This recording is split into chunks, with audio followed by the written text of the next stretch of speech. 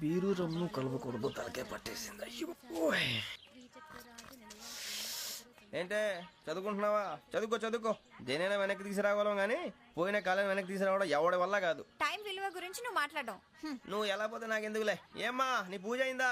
తలకే పట్టేసింది, కాస్త మజ్జిగుంటే ఇవే. మా నాయనే అందరూ పొద్దున్నే లేచి టీలు కాఫీలు అడుగుతుంటే నువ్వు మాత్రం మజ్జిగ అడుగుతున్నావురా. కాఫీలు టీలు తాగే స్టేజ్ వాడు ఎప్పుడో దాటిపోయాడు. రాత్రి తాగింది దిగాలంటే మజ్జిగే తాగాలి. నువ్వు తల దించుకోవడం ఎందుకురా? నీలాంటి యదవనగానందుకు నేనే దించుకోవాలి తల. రాత్రి సుబ్బారావు గారి ఇంటి మీద గొడవకి వెళ్ళేవంటగా. అయిపోయాడు మీకు. ఏ మళ్ళీ గొడవ కెడతావా? నీ దెబ్బకు భయపడి రాత్రి తలుపులు తీసి పడుకున్నారంట. తెల్లారగా టైంట్లో దొంగలు పడ్డారు. ఆడింట్లో ఉందిలేండి, పట్టుకుపోవడానికి అక్కడ కూతురు తప్ప. ఎన్నాళ్ళు ఇలా బేవర్స్గా తిరుగుతావురా? ఇన్నాళ్ళని ఏం ఫిక్స్ అవ్వలేదండి. చిచి నాన్న, అమ్మా, కంబైన్ స్టైల్స్ కి ఫ్రెండ్స్ ఇంటికి పిలుద్దాం అంటే వీడికి భయపడి ఎవరు రావడం లేదు. నేనే చేశానే. వాళ్ళ వంక అదోలా చూస్తున్నావంట. గొప్ప ఫిగర్లని అదోలా చూస్తాను, ఏదో మోహాలు వేసుకుని. చదిగా ఆ గొంతు ఆ వాళ్ళకం చూడలేకపోతున్నాను రా బాబు. చిన్నప్పుడు వచ్చి నా అలాగే ఉన్నావు, తెగ ముడిచిపోయారు. ఇప్పుడు నచ్చట్లేదు నాన్నగారు మీకు? నేను యదవలతో డిస్కస్ చేయను. నేను చేస్తాను. మీరు చెప్పదలుచుకుంది ఏమిటో చెప్పండి. ఇంకా చెప్పేదే ఉంది. నువ్వు ఇలా గాలికి తిరుగుతుంటే నేను తిండి పెట్టలేను. నాన్నగారు ఇప్పుడు శుక్ర మహాదశి 4వ పాదంలో ఉంది. నేను ఇప్పుడు ఏం చేసినా కలిసి రాదు. శనిగారు సెంటర్ లో కాసేసి నన్నే చూస్తాడంట. వాడు అలా సైడ్ అయిపోయి నేను ఏదో అవుతాను కదా, మీరు కంగారు పడకండి. ఇవన్నీ ఆ జగదాంబ చౌదరి గారు చెప్పాడా? జేసీ గారిని గాడు గిడు అనకండి బాబు, మీకే మంచిది కాదు. అబ్బా ఊరుకోండి, ఎవరి నమ్మకాలు వాళ్ళవి. ఎరా ఇంతకీ ఆ శనిగాడు సైడ్ కి ఎప్పుడు వెళ్తాడంట? నువ్వు సెంటర్ లోకి రావాలమ్మా. మరి ఆ గురువు సెంటర్ లోకి ఎప్పుడు వస్తాడంటావు? అవన్నీ మనకి తెలుస్తాయి అంటే జేసీ గారు తెలుస్తాయి. నాన్నగారు ఒక 1000 రూపాయలు ఇవ్వండి, దక్షిణ నుంచి అన్ని అడిగేసి వస్తాను. ఎదిగిన కూతురు గుండెల మీద కుంపటైతే నీలాంటి బేవార్స్ కొడుకు క్లైమోర్ మైన్స్ లాంటి వాడు చీదరిదుడా. ఆ జేసీ గారు పోయాక వీడు నేను అమ్మ నువ్వే ఫీల్ ఓకే. ఆయన కావాలని అంటున్న మాటలు కాదు, ఆయన దేవుడు. కానీ ఆ శనిగాడు ఆడి కాన్సన్ట్రేషన్ అంతా నా మీదే పెట్టేశాడు. మరి ఇప్పుడు ఎలాగరా నాన్న? ఆ పని మీద డబ్బులు అడుగుతుంటే నిసుకుంటున్నాడు. పోనీ నువ్వేనా ఇవే? నా దగ్గర కూడా లేవురా. తెలుగు భాషలో నాకు నచ్చని ఒకే ఒక్క పదం లేదు.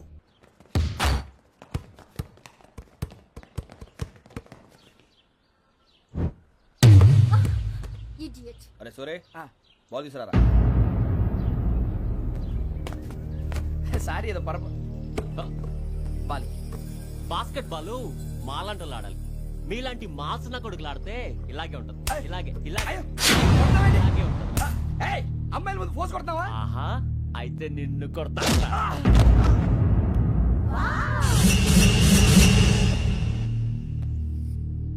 వాడు అమ్మాయిలు ఉన్నారని చూడరా ఎరా రెచ్చిపోతున్నాడు. బాస్కెట్ బాల్ మీ వాడి ఆట కానీ మీలాంటి మాసోళ్ళు ఆడే ఆట కాదంటున్నాడు రా. రే ఇంత ముందు 2-3 సార్లు కూడా ప్రతి విషయంలో జోక్యం చేసుకుని మన వాళ్ళు కొడుతున్నాడు రా. వాడిని ఏదో ఒకటి చేయాలరా, వాడిని వదలొద్దు.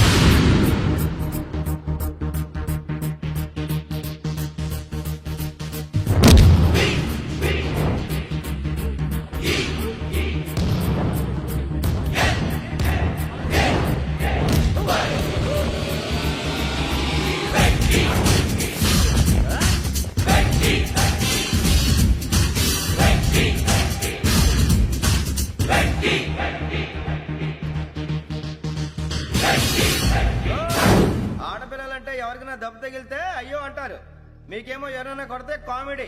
కొట్టిన వాళ్ళు మీ దృష్టిలో హీరోలు. ఇప్పుడు నేను పచ్చడి కొడేస్తాను, నేను హీరోని అయిపోతానా? ఏంట్రా రెచ్చిపోతున్నావు? మాకు ఛాన్స్ ఇవ్వా? అసలు వచ్చిందే నీకోసం. మా ఓటు బ్యాక్గ్రౌండ్ తెలియక ఆడమే చేసావు. ఇప్పుడు నీకు అప్పుడు అయిపోతున్నా రే. వాడి బ్యాక్గ్రౌండ్ సరే, అసలు నీ బ్యాక్గ్రౌండ్ ఏంట్రా? నాకు సెపరేట్ బ్యాక్గ్రౌండ్ అంటూ ఏం లేదురా. నేను ఎక్కడ నిలబెడితే అదే నా గ్రౌండ్. అంత పుడింగువా? తెల్దా?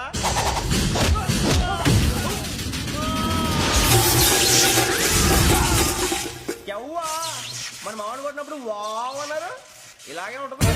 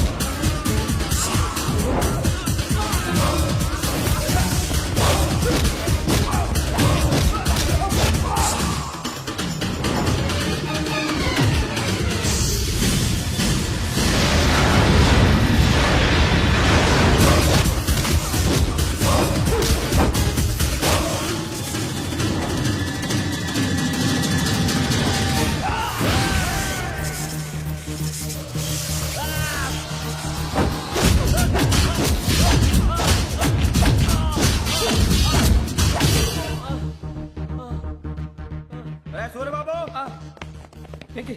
ఇందాక నేను కొట్టినప్పుడు నీకే అనిపించిందిరా? కుమ్మేయాలనిపించింది. మరి గుమ్మే అమ్మో కొమ్ము. రేయ్ నిన్ను అమ్మాయిని గుడ్డలు పట్టుకొని కొడతాను. అలా కొడితే ఏ తగ్గుతుందిరా ఆడికి? అసలే ఎక్సైజ్ బాడీ ఏదవుది తప్ప చెప్తాను. కొడితే మడతడిపోవాలి. మాస్తో పెట్టుకుంటే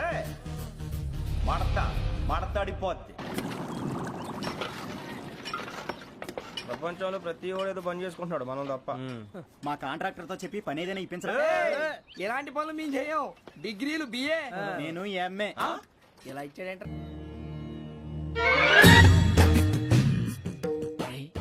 కళ్ళు మూసుకునే ఉన్నాడు, కొంపదీసి నిద్రపోతున్నాడేంటి? ధ్యానం.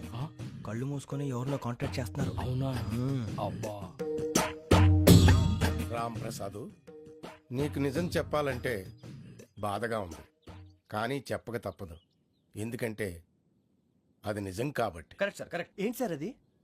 నీకు 40 ఏళ్ళు వచ్చే వరకు కష్టాలు తప్పవు. గురుజీ, అవి మామూలు కష్టాలు కావు, అష్ట కష్టాలనే చెప్పాలి.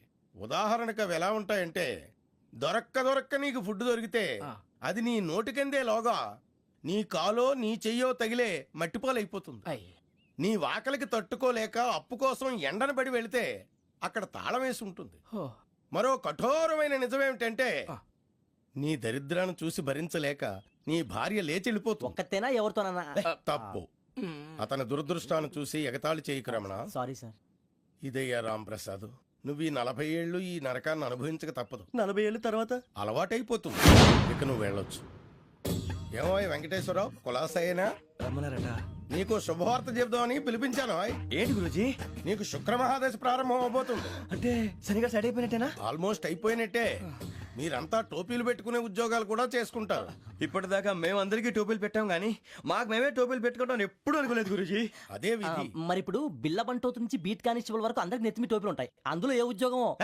ఎస్ఐ గారు కూడా టోపీ పెట్టుకుంటారు తెలదా? ఏది మన చదివే చదువులకు ఎస్ఐ ఉద్యోగాలు ఇస్తారేంటి? గ్రహాలు శాసిస్తున్నప్పుడు చదువులతో పని లేదు. ఏబిసిడీలు చదివినా చాలు మీ జీవితాలు విచిత్రమైన మలుపులు తిరుగుతాయి. మీకు విపరీతమైన ఫాలోయింగ్ వచ్చేస్తుంది. మీరు చాలా ఫేమస్ అయిపోతారు. వింటానికి చాలా బాగుంది. ఇప్పుడు మమ్మల్ని ఏం చేయమంటారు గురుజీ? ఏమీ చెయ్యదు, వెయిట్ చేయండి. కాలం కలిసి వస్తే అదృష్టమే మిమ్మల్ని గేలం వేసి పట్టుకుంటుంది.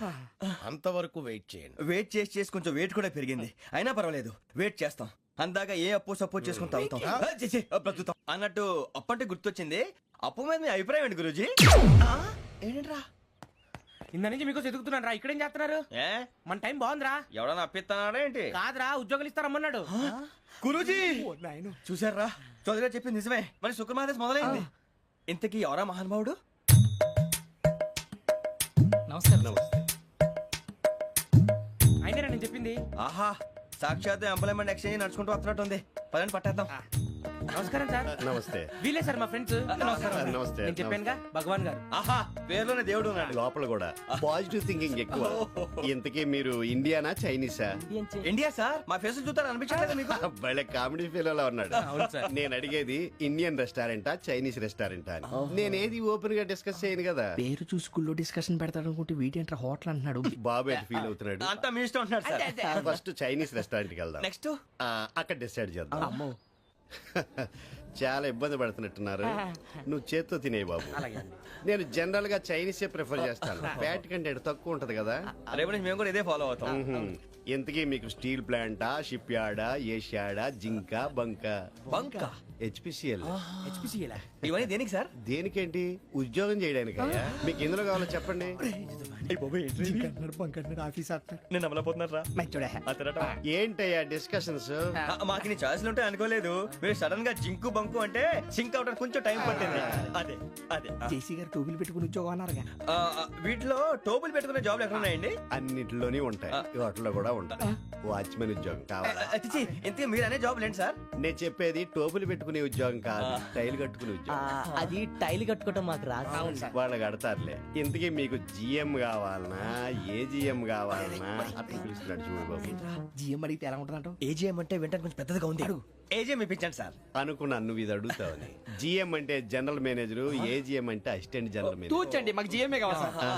అది సరే కానీ భగవాన్ జీ, ఈ ఉద్యోగాలకి టోపులు పెట్టుకుని వెళ్ళొచ్చా? నీ ఇష్టం వచ్చినట్టు వెళ్ళొచ్చమ్మా. అయితే నాకు జింక్ లో నాకు స్టీల్ ప్లేట్. నాకు బంకులో గానీ కన్ఫ్యూజ్ చేయగానే ఆయన్ని.